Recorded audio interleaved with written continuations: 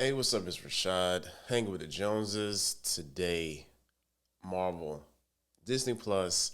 We're talking about Moon Knight episode 2, Summon the Suit. All spoilers, so you haven't watched it. Make sure you watch episode 2, come back, join us for the chat. So, like I said, all spoilers. This episode is essentially what's going on in this series episode. Thank God this isn't like WandaVision taking them 3 whole episodes to let us know what the deal is. So we find out that this Mark and Steve are essentially one person sharing two distinctly different identities. The Stephen Grant, of course, is pretty timid and kind of bumbling through life, almost like some sort of like talking Mr. Bean. And then we have Mark Spector, who's a killer, and we see how the phone and the locker key come into play in this episode.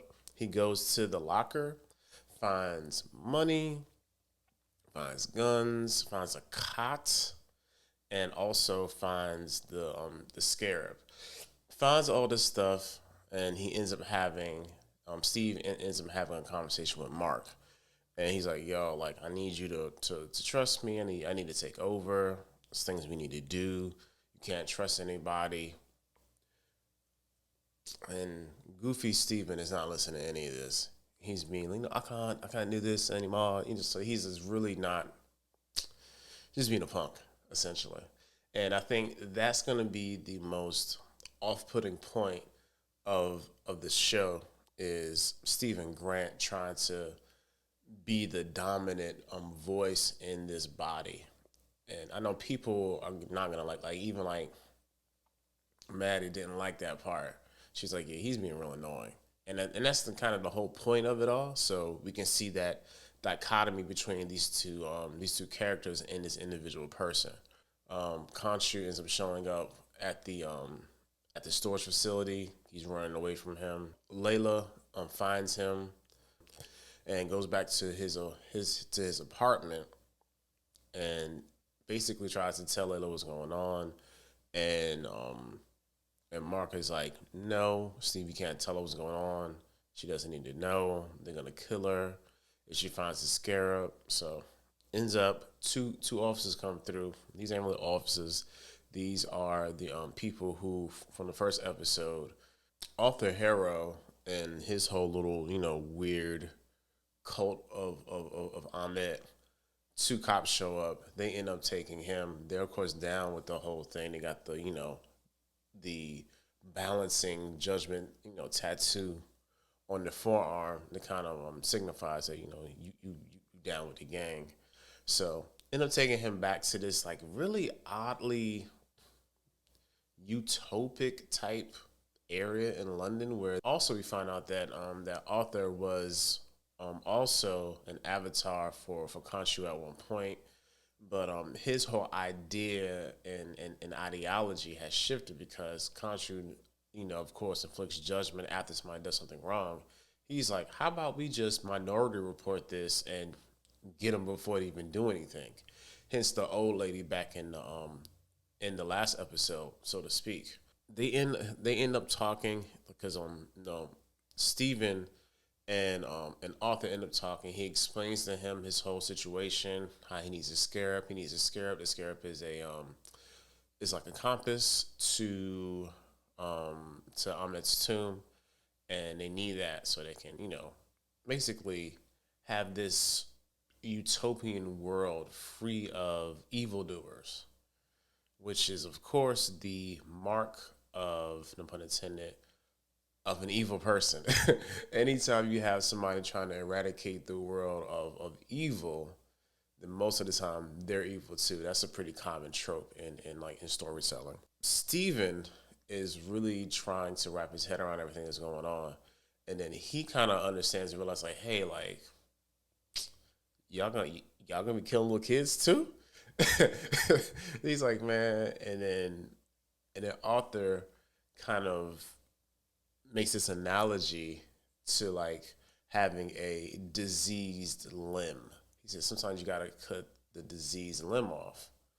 Or he says you gotta add a little bit of disease to make the cure, which is kind of like how how vaccines work. In his mind, since Stephen is more the moralistic kind of like very high moral compass, he's like, no, I kind of draw the line of killing kids, man. Y'all can't be doing that. So they have a back and forth. Layla shows up with the Scarab. There's a tussle, and the thing that kind of makes it most annoying is Steven is really having his moral dilemma with having Mark kind of be in control and have Moon Knight come out because he can't do anything. And he said, like, summon the suit. So when he summons the suit, it's like a legit, like, suit. It's like him, white decked out suit. Somebody called him a fancy drunk, which was kind of funny.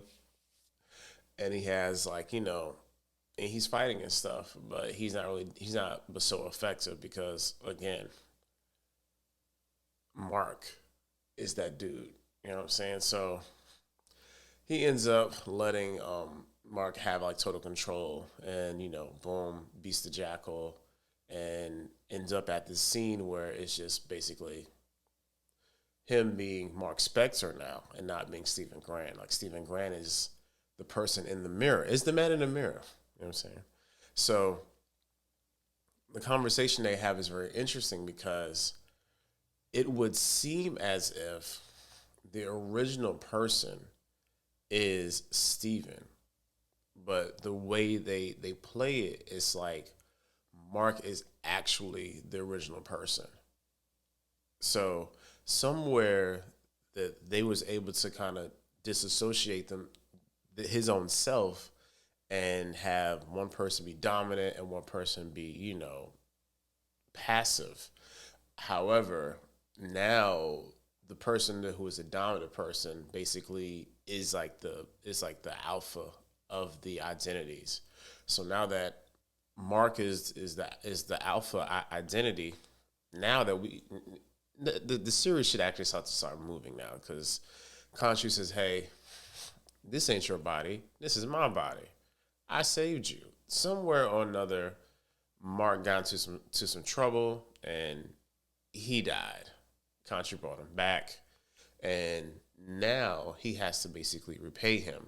His wife, Layla, is there and around, but they want a divorce because Khonshu wants her to be the next Avatar if, Mark ends up failing. So that's kind of his mission, is to make sure that he remains the Avatar for Khonshu and not his wife.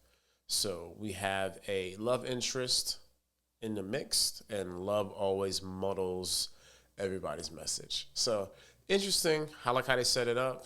I'm glad that now they're actually in Egypt, and we can really start to see what's really going on with Arthur Harrow and his little weird cult of Amet, and how this is going to play out.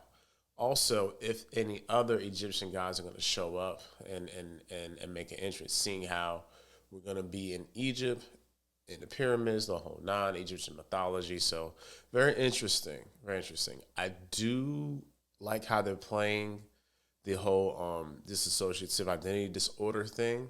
It doesn't seem super tropey and weird. They're playing it very, very careful, because this can be really stupid if it was, just kind of handled poorly. So they are doing it, in my opinion, they're doing a decent job handling that. But yeah, that's all I have for this one right here. Definitely join us next week when we do this. Well, when I do this, somebody didn't wake up today. Either way, we do episode 3 next Wednesday.